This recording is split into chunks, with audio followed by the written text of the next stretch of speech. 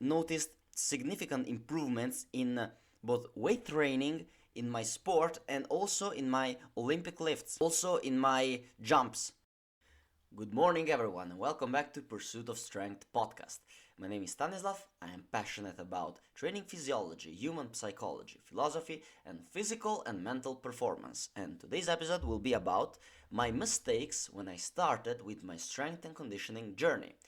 I have made five mistakes when I started training with weight and cardio in order to optimize my performance for judo competition.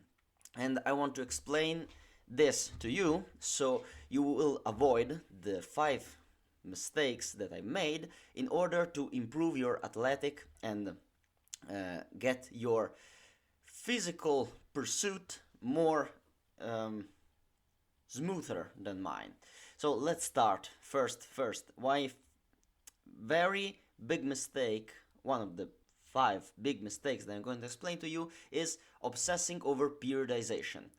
Periodization is essentially the subsequent subministration of stimulus in a precise sequence that will eventually optimize your performance and your gains over a period of time.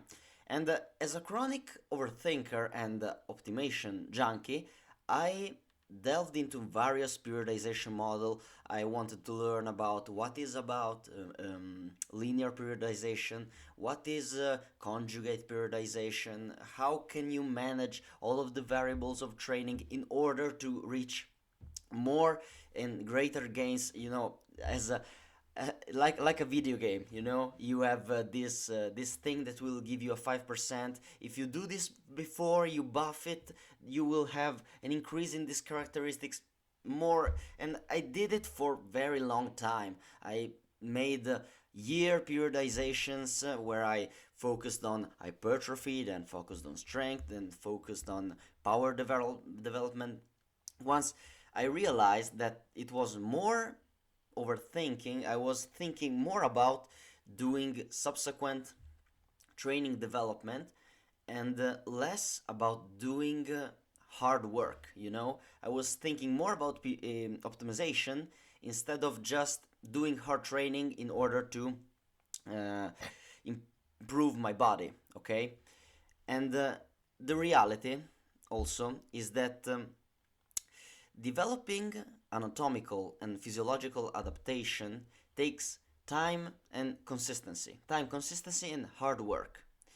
And periodizing will not eventually give you that much edge over your peers.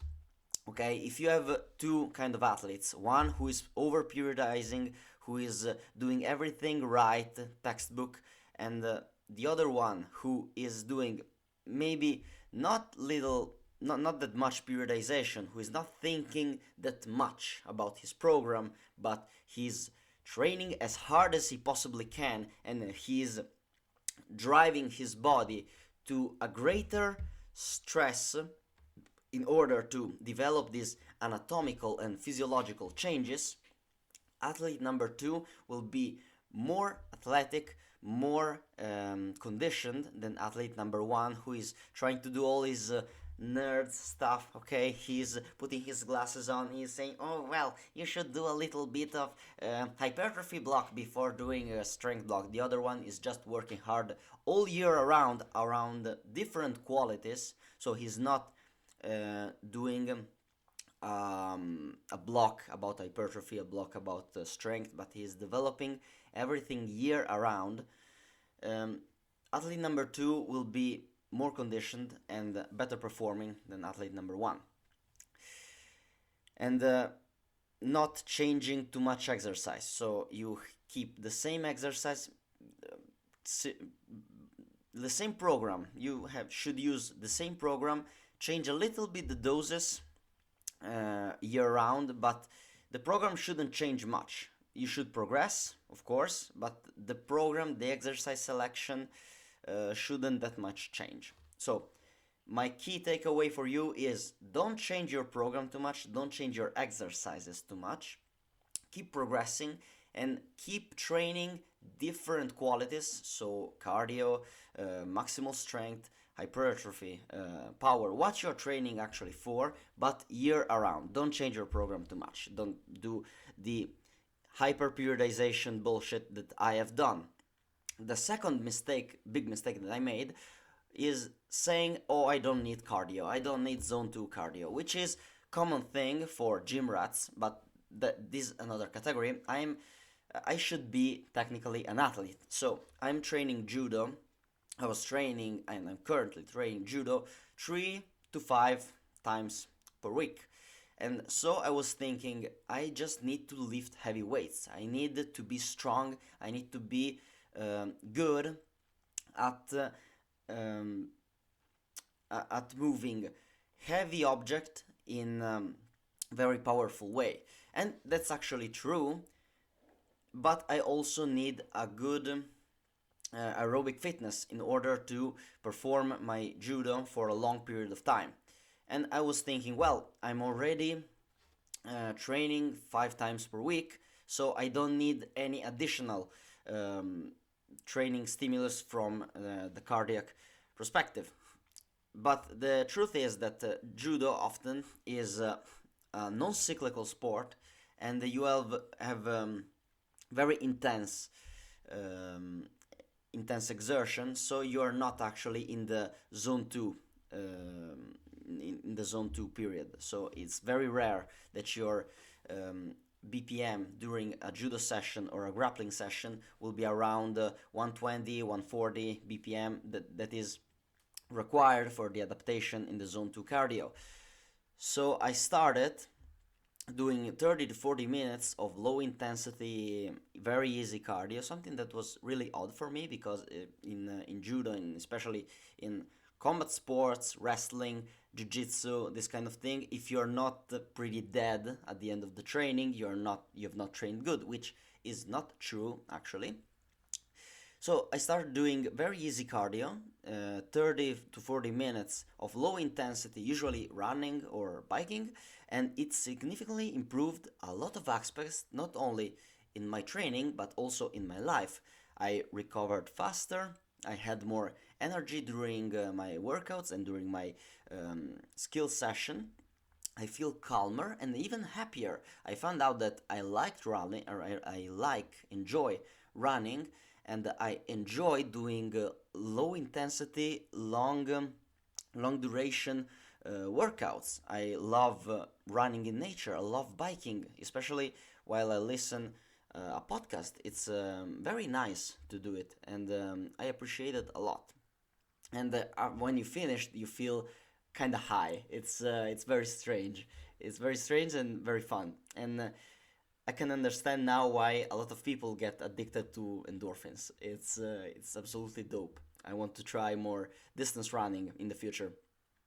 And what my advice for you is to try to insert a little bit of cardio in your week. It's very simple. Just do 30 minutes of low intensity running. Very easy. If you can't catch up your breath, if you feel your legs burning, you will probably doing it too strong. Start very light, 20 to 30 minutes of light cardio, and do it for 4 to 6 weeks, and you will thank me. The third mistake that I made would be very controversial, but it's something that, in my experience, I find it very true, and is training like an athlete and not like a bodybuilder. My initial program, the programs I performed um, 1 year ago, involved 3 weeks of weight training without progressive overload. So I performed like 5 reps at the same intensity, which was quite difficult because I know what training hard is. But then I read, because I was an optimization junkie, and the periodization, all of the shit. I saw that athletes should deload and lift light weights fast, cause that will transfer to your mind muscle connection. It will improve your neural drive and all of that shit. And you should do that because that's what athletes do. Bodybuilders will focus solely on strength and hypertrophy, but as an athlete, you need to maximize your capabilities and need to lift light weights fast. Bullshit! That's bullshit! You should not train like an athlete. If you are an athlete, you should train like a fucking bodybuilder. That's what I want to say. That's what I will say. If you're training like an athlete, as all of these training and strength and conditioning influencers will tell you, will just kill your gains. Keep improving your strength. Keep improving your strength. Once that I began to improve my strength progressively without deloads or transforming mesocycles or any of that shit, I noticed significant improvements in both weight training, in my sport, and also in my Olympic lifts, also in my jumps. Because if you enhancing your strength transfer to your performance on the mat and every other domain significantly.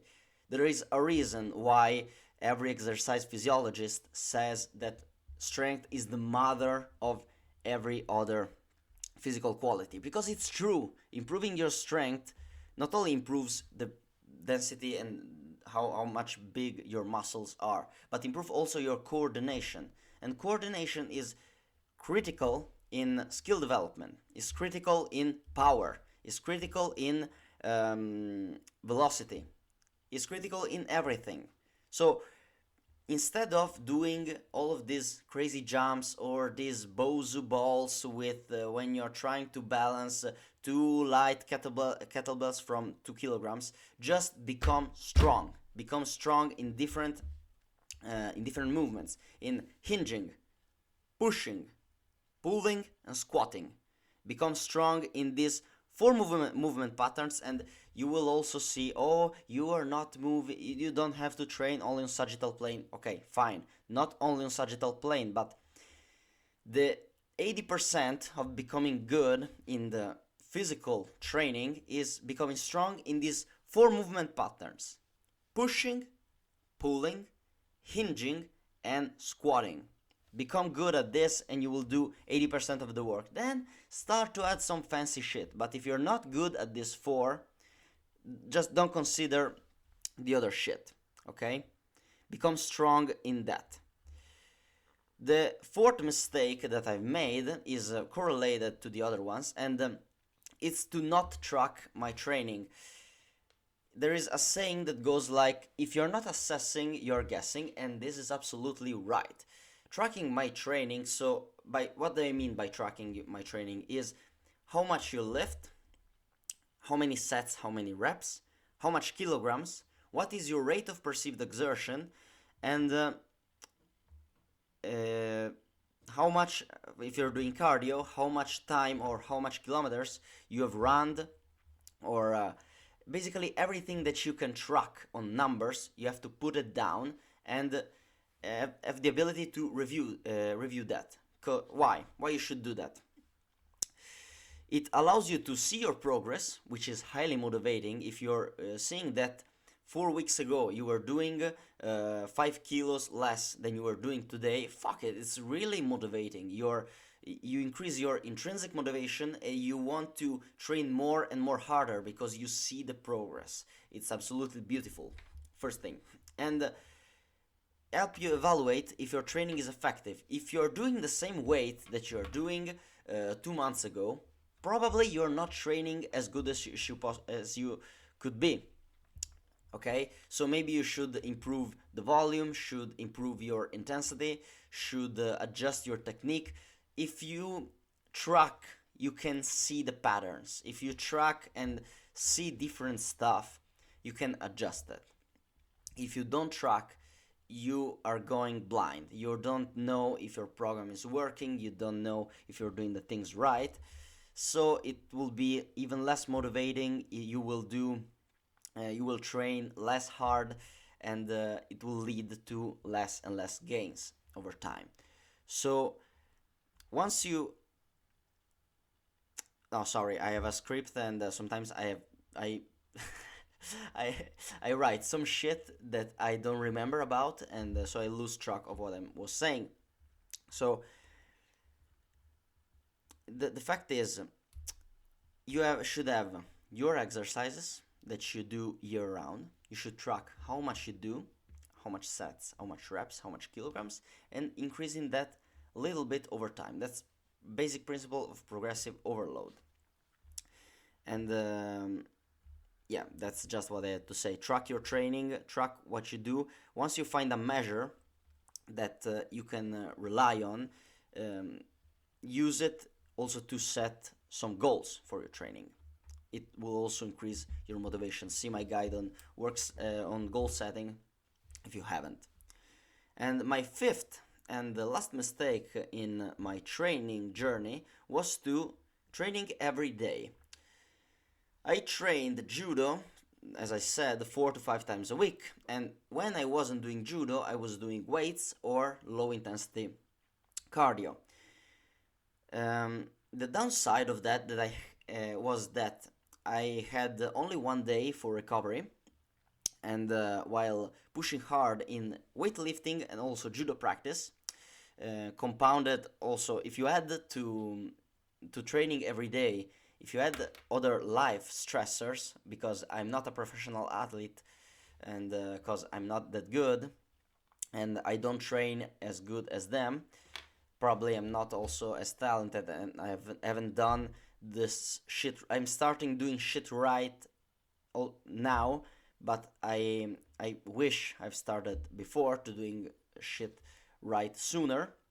And I'm since I'm not a professional athlete, I have other responsibilities in my life, and I also have a problem which I can't stay still. I have to do shit all the time, and if you add hard training every day to work, responsibilities as a student, for example, I was studying university when I was doing all of that shit, and I had to cut weight. So if you have a lot of training, you have a lot of life stressors and a caloric deficit, it will be even harder to train as good every day.